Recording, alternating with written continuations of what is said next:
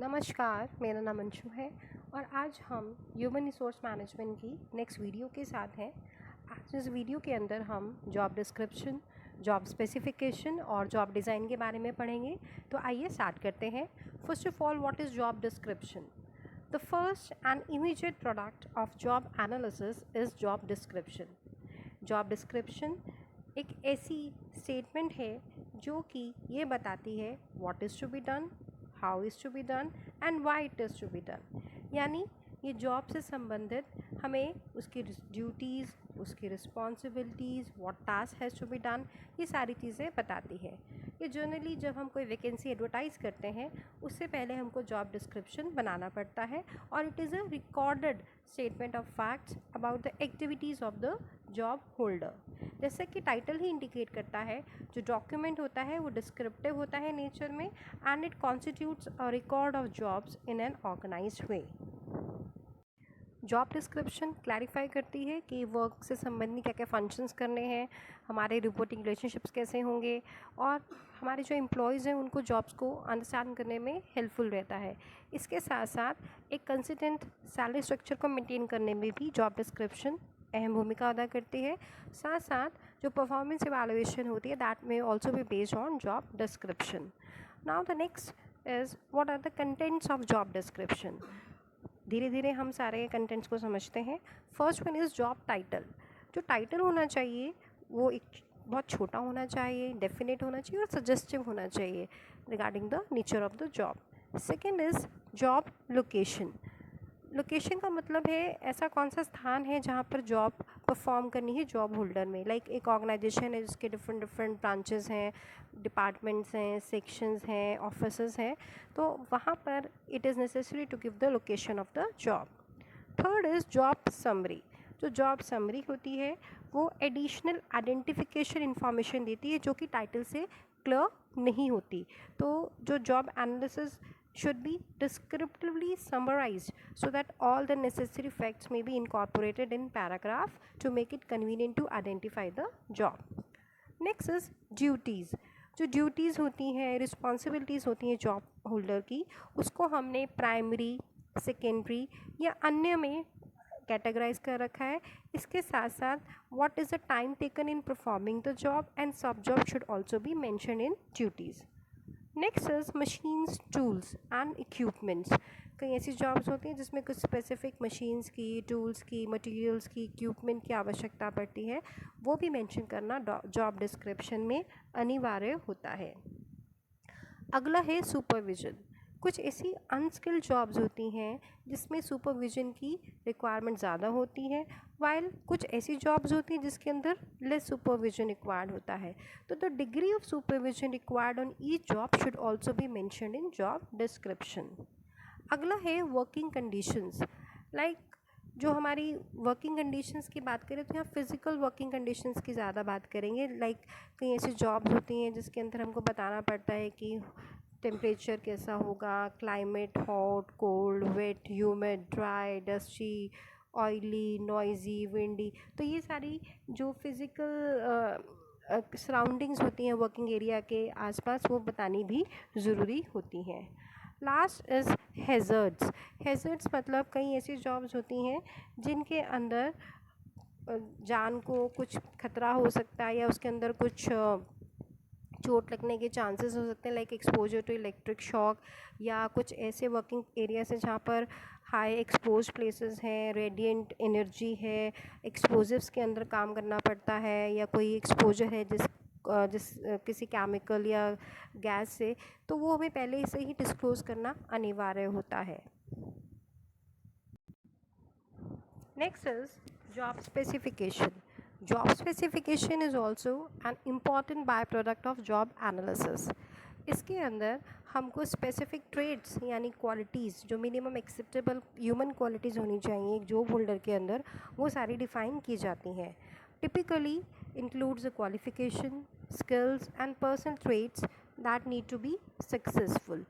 Contents क्या हो सकते हैं? Like physical features. कई ऐसी जॉब्स होती हैं जिसके अंदर हमें particular weight, height, sight, physique, good health के बारे में मालूम होना चाहिए. लाइक आपने देखा होगा जैसे कि जो पुलिस में जो लोग जाते हैं, आर्मी में लोग जाते हैं, उनके लिए फ़िज़िकल फ़ीचर्स, या पायलट जो बनना चाहते हैं उनके लिए फ़िज़िकल फ़ीचर्स, हाइट, वेट एक उन्होंने पहले से डिफ़ाइन कर रखे हैं, वो होने बहुत ज़रूरी होते हैं। दूसरा होता है साइकोलॉजिकल फीचर्स। साइकोलॉजिकल फीचर्स के अंदर like soundness of mind, capacity to make analysis, attention, sense of responsibilities, ये सारी चीज़ें होनी ज़रूरी हैं। तीसरा है personal features. Personal features like leadership qualities. कुछ ऐसी जॉब्स होती हैं जिसके अंदर आपकी मेंटल एबिलिटीज़ का दुरुस्त होना बहुत ज़रूरी है, आपकी डिसीजन मेकिंग क्वालिटीज़ का दुरुस्त होना ज़रूरी है। अगला है सोशल फीचर्स। लाइक कुछ ऐसी जॉब्स होती हैं जिसके अंदर आपको सोशल कंटैक्ट्स यानी कि इंटरपर्सनल कंटैक्ट्स बनाने पड़ते हैं, आपकी विजडम अच्छी होनी चाहिए। इसके अलावा कुछ मोटिवेटिंग क्वालिटीज़ लाइक आपको अडेप्ट करना है चेंज के अनुसार, आपको प्रेशर हैंडल करना आना चाहिए, आपको कंट्रोल करना आना चाहिए। And last but not the least is responsibilities. कई ऐसी जॉब्स होती हैं that require the higher sense of responsibility, तो आपके अंदर क्या वो सेंस ऑफ रिस्पॉन्सिबिलिटी है या नहीं, that is also mentioned in job specification. Next is job design. Job design का मतलब होता है कि कंटेंट्स ऑफ जॉब को डिसाइड करना, यानी जॉब में हम क्या ड्यूटीज़ रिस्पॉन्सिबिलिटीज़ होंगी, उस जॉब को करने के क्या मेथड्स होंगे, जॉब होल्डर और सुपीरियर के, सबॉर्डिनेट्स के, कलीग्स के बीच में क्या रिलेशन होगा। तो job design is a logical sequence of process of job analysis and involves conscious efforts to organise task, duties, responsibilities in a unit of work so as to business objective. जब भी हम job design करते हैं तो हमको organisation की needs और individual manager की नीड्स को ध्यान में रखना है, उनको बैलेंस करना है, क्योंकि needs of the organisation could be high productivity, quality of work, while need of the individual में be job satisfaction.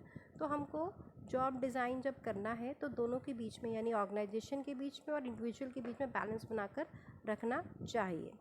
Job design generally हम मैनेजरियल टाइप ऑफ जॉब के लिए करते हैं। एलिमेंट्स क्या होते हैं जॉब डिज़ाइन के? पहला होता है वेल डिफाइंड वर्क, यानी एक टास्क है, उससे हम क्या उम्मीद करते हैं कि what type of work we expect from a particular job, और कितने समय के अंदर वो हमें पूरा करना चाहिए। दूसरा होता है कि जो हमारी रिसोर्स एलोकेशन होती है, यानी जो हमने रिसोर्सेज किसी पर्टिकुलर जॉब के लिए एलोकेट करने हैं, वो हमको मालूम होने चाहिए।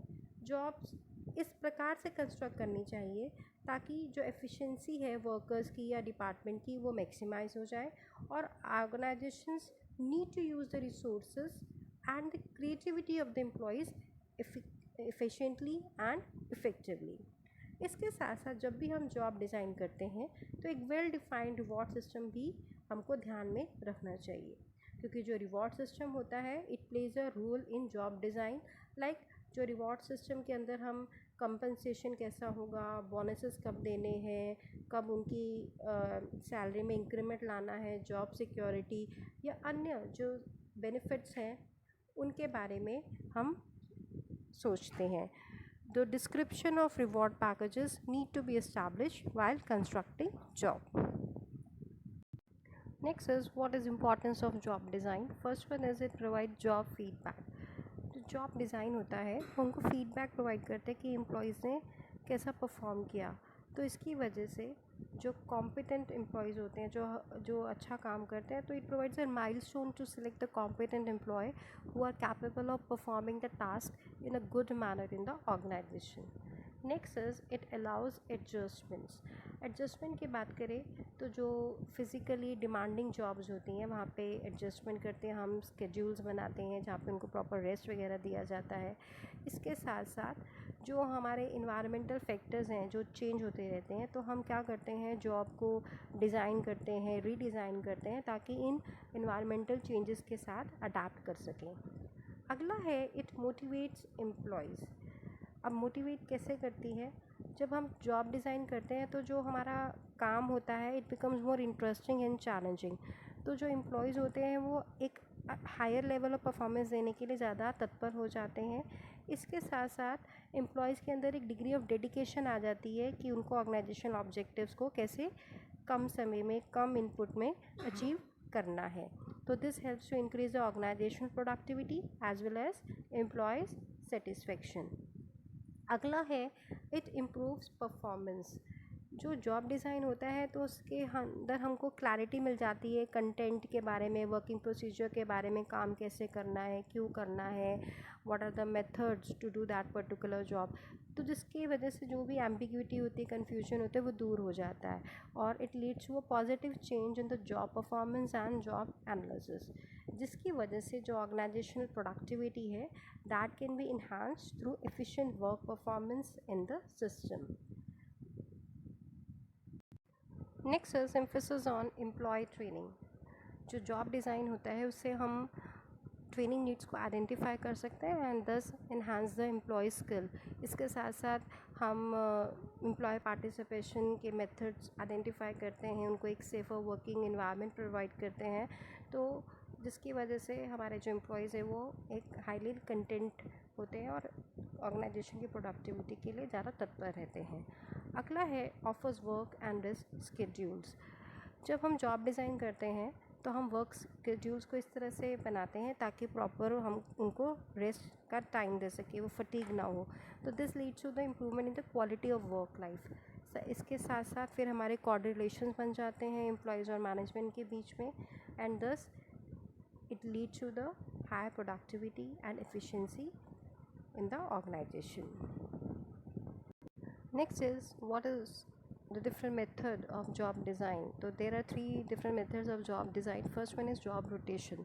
जॉब रोटेशन का मतलब होता है जब हम एक एम्प्लॉय को शिफ्ट करते हैं एक जॉब से दूसरे जॉब में within a working group, so that there is some variety and relief from the boredom of routine.